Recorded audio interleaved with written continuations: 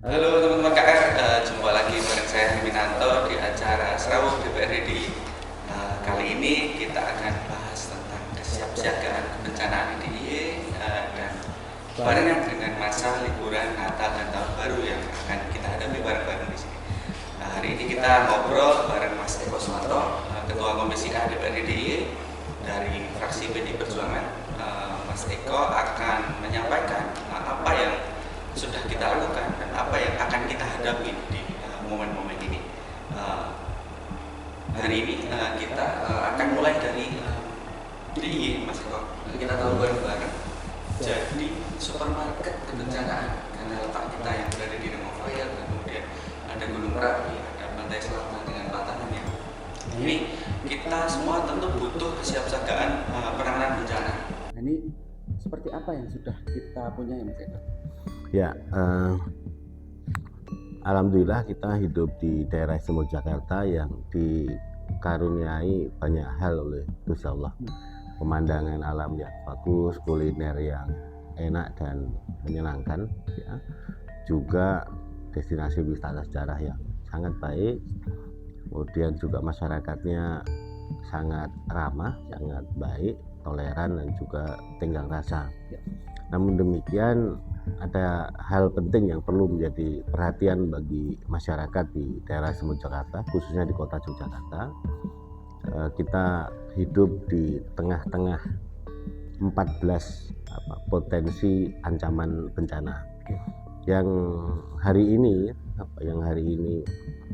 kita lihat kan pancaroba sedang berproses ke musim penghujan. Artinya ada potensi bencana dalam ruang hidrometeorologi. Jadi ada potensi banjir, ada potensi angin lesus, termasuk yang terkait dengan Merapi. Merapi ini sudah 5 tahun statusnya siaga sejak November 2018 dan selain guguran lava pijar juga awan panas ya jarak 1 kilo 2 km yang terjadi. Juga ada tumpukan ya, ada dalam jumlah yang besar itu material Merapi yang ada di lereng Merapi yang jika terjadi hujan lebat dengan intensitas tinggi ini berpotensi banjir lahar dingin.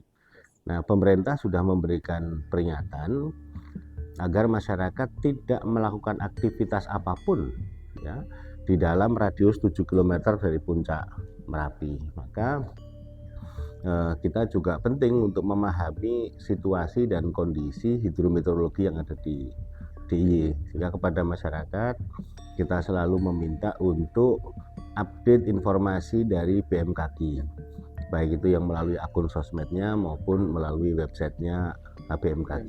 Ini harus terus-menerus diupdate oleh masyarakat, sehingga kepada saudara kita termasuk yang akan berwisata ke Jogja itu juga kita sarankan untuk update informasi dari BMKG untuk mengetahui cuaca yang ada di Yogyakarta, sehingga saat menentukan rencana perjalanan ini bab hidrometeorologi ini menjadi salah satu pertimbangan agar perjalanannya selamat dan juga menyenangkan. Nah, selain bencana akibat hidrometeorologi, kita juga tahu sesar gempa juga ada di Jogja dan kita pernah mengalami situasi gempa yang luar biasa pada tahun 2006 yang memakan korban lebih dari 6.000 orang. Oleh karena itu kita juga senantiasa terus-menerus melakukan pelatihan kepada masyarakat, termasuk hari ini ada di 3 tempat hari ini itu untuk pelatihan mitigasi bencana. Hari ini ada di Gereja, kemudian nanti bersama teman-teman Baguna ya Badan Penanggulangan Bencana, dan juga di Keparaan. Ini hari ini ada 3, kemudian besok juga ada 3 lagi. Jadi ini terus-menerus kita lakukan agar masyarakat kita tangguh menghadapi bencana. Nah, potensi bencana yang lain yang ada di Jogja juga ada potensi tsunami di kawasan selatan. Kemudian hal yang lain yang juga perlu menjadi atensi khusus adalah pandemi COVID. Jadi 2020 sampai dengan 2021 akhir kita menghadapi situasi yang tidak mudah yang berdampak pada kematian yang lebih dari 6.000 karena kasus positif COVID.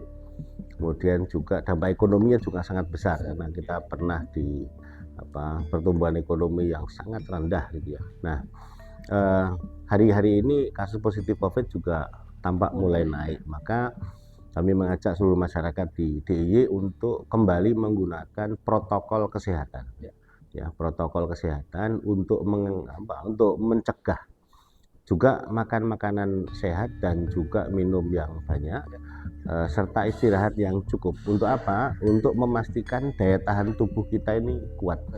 Apalagi ini musim pancaroba menuju penghujan tadi, ini potensi untuk flu dan lain-lainnya ada ya, sehingga kondisi fisik harus benar-benar bagus dengan istirahat cukup, makan makanan sehat dan menjalankan pola hidup yang sehat.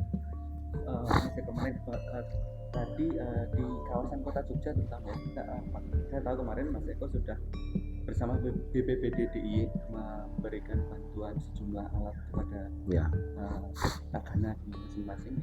Ini kan seperti apa Mas Eko yang diharapkan dari masyarakat ini? Ya, jadi yang utama adalah bagaimana melahirkan masyarakat yang tangguh bencana.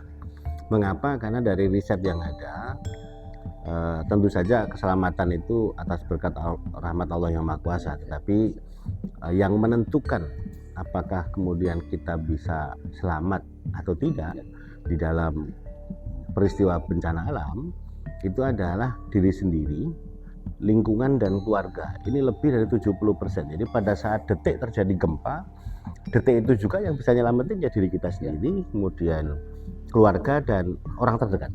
Nah, baru kemudian yang lainnya ini pemerintah, kemudian TNI Polri, kemudian juga para relawan dan lain-lain. Maka konsentrasi kita beberapa tahun terakhir ini adalah membangun masyarakat tangguh dengan program apa? Yang pertama, untuk adik-adik kita yang di SMA dan SMK itu kita, dan termasuk guru, ini ada program namanya Satuan Pendidikan Aman Bencana. Jadi sudah lebih dari 100 SMA dan SMK yang kita fasilitasi dengan anggaran yang tersedia untuk berlatih, termasuk memetakan potensi resiko bencana di setiap sekolah.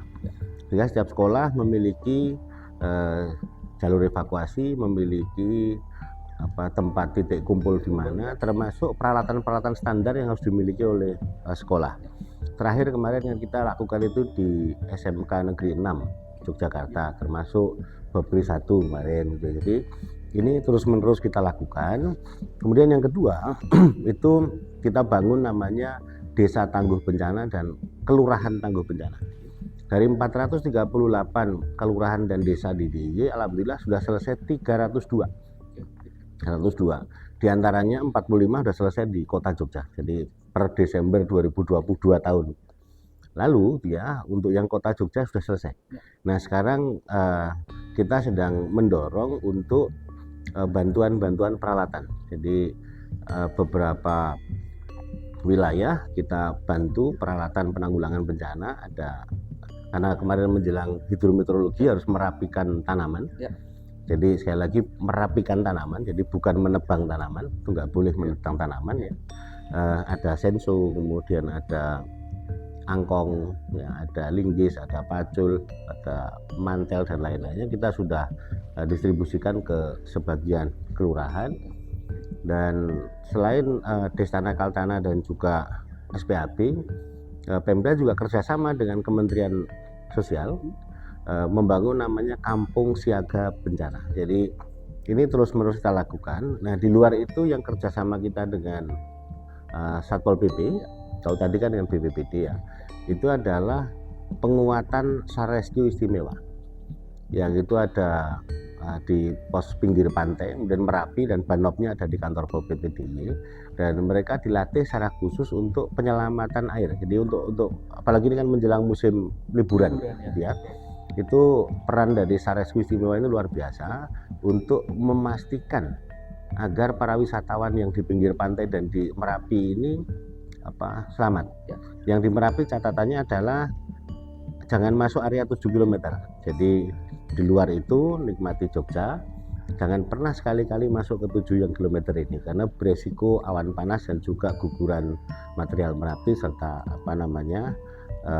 lava pijar. Jadi ini sudah ada perhitungannya oleh instansi yang terkait. Nah, khusus terkait dengan Sares Wifi Mewah ini juga dibekali dengan peralatan dan juga posko. Jadi di Pantai Depok itu poskonya baru, kemudian di Parangtritis juga sudah ada poskonya.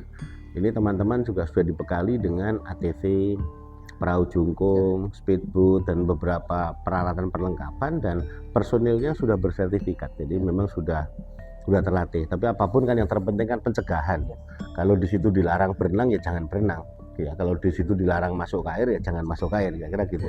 Jadi karena memang di kawasan selatan ini kan ombak tinggi dan itu Samudra Hindia yang kita yang harus menyesuaikan dengan alamnya. Jadi tidak perlu karena saking pengennya renang, berenangnya di tempat-tempat yang diizinkan, ya, yang dilarang ya jangan dilanggar, kira-kira begitu. Oke, Mas, ada data menarik nih dari yang kemarin dikonfirmasi juga oleh Dirlantas Polda DIY. Akan ada 4,45 juta orang yang akan datang ke DIY di masa liburan Natal dan Tahun Baru. Nah, kesiapan seperti apa sih Mas yang seharusnya dilakukan untuk menyambut dan menciptakan suasana yang aman dan nyaman di masa itu nanti? Ya, jadi prinsip dasarnya adalah proses liburan Natal dan Tahun Baru juga termasuk perayaan Natalnya itu sendiri. Yang pertama adalah aman, yang kedua nyaman, yang ketiga tertib. Ini yang utama.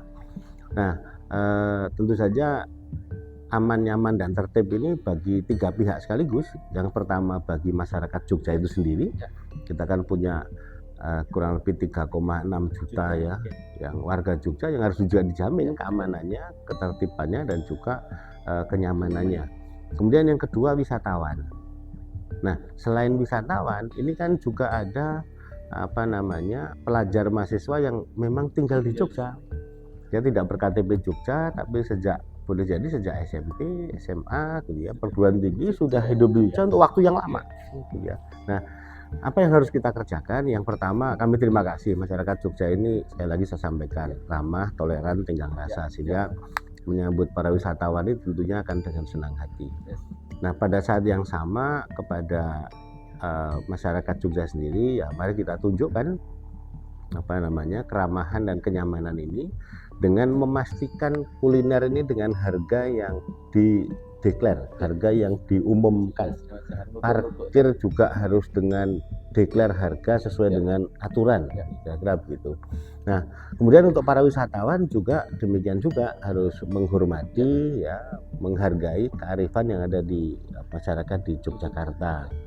Nah, ini tapi prinsipnya begini, perayaan Natal dan juga orang-orang yang akan menikmati Tahun Baru kita pesan untuk tetap dengan cara yang sederhana, dengan cara yang lebih humanis gitu ya. Tidak perlu ada pesta-pesta, tidak perlu ada pesta pora atau euforia. Nah, khusus terkait dengan penanggulangan bencana, tentunya tadi saya sudah sampaikan di awal untuk para wisatawan termasuk masyarakat Jogja untuk update informasi terkait BMKG, termasuk monitor terkait dengan perkembangan Merapi, ya, karena 2 ini yang hari ini terjadi di Jogja.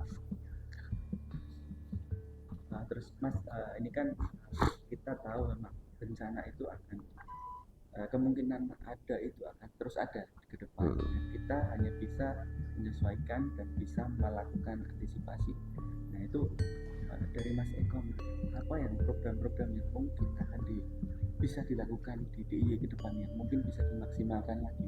Oke, yang pertama masyarakat difasilitasi untuk tangguh. Makanya Komisi A khususnya dari fraksi PDI Perjuangan, ya, Bu Mega itu kan selalu mengingatkan pada seluruh pengurus, seluruh kader, seluruh petugas partai yang ada di legislatif dan eksekutif itu juga untuk concern terhadap penanggulangan bencana.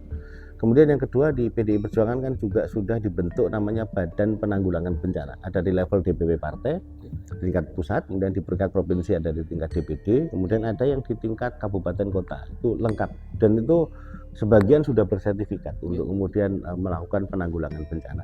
Nah, membaca situasi yang berkembang, menurut saya yang concern adalah membuat masyarakat tangguh, membuat pemerintahnya juga tangguh dan siap, dan ada goodwill untuk mendukung sarana prasarana. Alhamdulillah Pemda DIY cukup bagus untuk urusan penanggulangan bencana dan didukung dengan relawan yang sangat hebat. Jadi di DIY ini relawannya itu top banget gitu ya, kegotong royongnya hebat gitu ya. Jadi kalau ada peristiwa kebencanaan itu sudah dengan dorongan hati itu luar biasa dia bergerak gitu ya. Nah, catatannya ada satu, pelibatan swasta untuk pencegahan. Kalau untuk kedaulatan itu yang bantu banyak, tapi untuk pencegahan misalnya begini contoh ya, untuk saudara-saudara kita yang memerlukan peralatan dalam mencegah bencana hidrometeorologi, kan sebetulnya kan melalui CSR, baik itu hotel, restoran, tempat-tempat wisata kan bisa bantu senso di wilayah masing-masing gitu ya. Ini yang hari ini belum maksimal, sehingga kami juga berharap BPBD serta Bapeda menggandeng pengusaha untuk concern terhadap mitigasi bencana dengan membantu masyarakat sekitarnya dengan infrastruktur. Tapi pada saat yang sama, tempat-tempat wisata, kemarin di dalam rapat Komisi A dengan Pemda, khusus tentang Nataru, yaitu ada satu hal justru yang terungkap terkait dengan keamanan ya, kebencanaan di pusat-pusat tempat wisata, termasuk di hotel ya, sehingga di hotel maupun di pusat-pusat wisata itu harus aman dari sisi bencana. Maka kita minta kepada Pemda untuk ngecek bagaimana konstruksinya, bagaimana mitigasi bencananya. Ketika terjadi gempa di tempat wisata itu, masyarakat dipandu untuk jalur evakuasinya mana, jalur penyelamatannya mana, termasuk peralatan perlengkapan yang ada, minimum P3K lah kira-kira di tempat itu. Ini harus jamin aman, sehingga menghadapi Nataru ini ya, keamanan tidak semata-mata dari soal ketertiban umum, tapi juga aman dari bencana. Dan ini mungkin apa yang kemudian di waktu dekat ini, karena kan ini momen liburannya sudah akan berjalan. Seperti apa yang dilihat kemarin dari hasil obrolan dengan stakeholder itu? Ya, jadi yang pertama tentunya situasi liburan ini gitu ya, liburan ini akan membuat Jogja ini sangat padat. Maka ada 3 yang kita harapkan yang kemarin jadi rekomendasi dari rapat kemarin. Yang pertama adalah Pemda meningkatkan koordinasi dan juga kerjasama dengan instansi yang ada di daerah Istimewa Jakarta, baik itu instansi vertikal maupun kabupaten kota, untuk satu, memastikan jalur lalu lintas ini benar-benar optimal diatur dan diketahui oleh para wisatawan. Jadi kemarin saya sampaikan kepada Dirlantas, juga kepada Dinas Pariwisata, silahkan kemudian dibuat aplikasi atau dibuat konten video ya, atau kerjasama dengan media untuk update informasi terkait lalu lintas yang ada di Jogja, sehingga misalnya besok pas malam tahun baru itu akan ada car free nights ya di beberapa lokasi. Ini kan masyarakat harus diberitahu, sehingga pada saat menyusun rencana perjalanan ke Jogja itu sudah menjadi agenda setting. Jangan nanti kaget sampai di Jogja, lo kok nggak boleh lewat situ, misalnya gitu loh ya. Nah, kemudian yang kedua tentu saja pos-pos pos jaga itu juga dilengkapi dengan tim kesehatan ya. Bahkan kemarin saya lihat Pak Dirlantas juga semangat sekali sampai kerjasama dengan beberapa rumah sakit ya, untuk mengantisipasi jika misalnya ada ibu yang melahirkan di tengah-tengah tahun baru ya, itu sudah dipersiapkan dengan baik. Nah, tinggal bagaimana kemudian Pemda mengawal. Nah, yang ketiga dari masyarakat itu sendiri, tertib lalu lintas. Jadi tertib lalu lintas ya, kalau keluar naik sepeda motor ya pakai helm, katakanlah misalnya di Jogja dia wisatawan nyewa sepeda motor ya dilengkapi pakai helm, kemudian jas hujan juga disiapkan, kira-kira begitu. Kendaraan pun juga jangan melebihi beban yang ada. Jadi kalau misalnya bus itu penumpangnya 40 ya 40 saja ya. Kalau kemudian kendaraan yang isinya 7 ya 7 saja. Kemudian untuk kendaraan-kendaraan kontainer nanti akan dikontrol khusus nanti di sana. Jadi prinsipnya targetnya adalah tidak ada korban jiwa dan korban luka. Ini yang paling utama, dan itu membutuhkan perhatian dari pemerintah. Masyarakatnya sendiri juga harus terbangun kesadaran untuk hidup berlalu lintas dengan benar. Dan untuk saudara-saudara kita yang membawa kendaraan umum, driver bis, travel dan lain-lain yang masuk ke Jogja pastikan istirahatnya cukup. Jadi ketika mau masuk ke Jogja ya tidak usah ke susu. Jadi kalau ada rest area ya istirahat dulu sehingga begitu masuk Jogja dalam posisi yang fit kira-kira begitu. Karena begitu sudah masuk Jogja itu ora leren itu. Karena pengennya ke pantai, pengennya ke Borobudur, pengennya ke Gunung Kidul gitu ya. Ini harus betul-betul dijaga dan Pemda kerjasama dengan Polri TNI juga menyediakan posko-posko yang kemudian saudara kita bisa mampir istirahat dulu ya, minum kopi di situ dulu, kemudian baru istirahat baru bisa lanjut. Prinsipnya kita pengen liburan Nataru ini dilalui dengan sederhana dan selamat. Mungkin terakhir, ini kan kita punya potensi kegotong royongan yang luar biasa. Mungkin sebagai statement pamungkas dari Mas Eko hari ini, apa sih yang ke depan ini harus dilakukan orang RDI dengan mempertahankan kegotong royongan ini bukan hal yang mudah juga sebenarnya di tengah disrupsi yang sekarang terjadi, karakter anak muda yang berbeda berubah dari waktu ke waktu. Ini seperti apa Mas? Ya, saya percaya gotong royong itu ada dalam sanubari seluruh rakyat Jogja, termasuk yang muda-muda yang sekarang memanfaatkan teknologi informasi yang ada. Jadi ini dibuktikan dengan kesukarelawanan yang sangat hebat gitu ya dari masyarakat DIY. Nah, di akhir diskusi ini ada 3 yang menurut saya penting. Yang pertama adalah pemerintah concern dengan prioritas mitigasi bencana. Ini penting karena kita sadar di Jogja ini memang ada potensi bencana. Kemudian yang kedua, masyarakatnya juga harus kemudian ya kita ajak untuk kemudian berlatih terus-menerus untuk tangguh. Nah, kemudian yang ketiga pemanfaatan teknologi informasi. Jadi ini yang penting terkait dengan mitigasi bencana, dan alhamdulillah BPBD ini didukung dengan sarana prasarana yang bagus. Jadi ada ruangan yang bisa dimanfaatkan untuk Pusdalop itu dengan ketahanan gempa 9,2 skala Richter. Jadi memang didesain untuk menjadi posko seandainya ada situasi terburuk yang terjadi. Tapi mudah-mudahan tidak terjadi.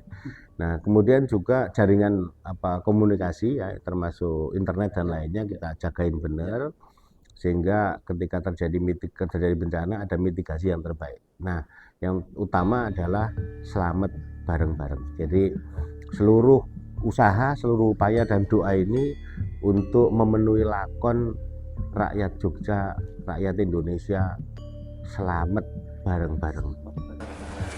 Oke, teman-teman KR, selamat bareng-bareng menjadi statement pamungkas dari Mas Eko Suwanto di hari ini, dan mudah-mudahan apa yang kita obrolkan ini bisa membawa manfaat, bisa kita siaga bareng, aman bareng, tertib bareng di momen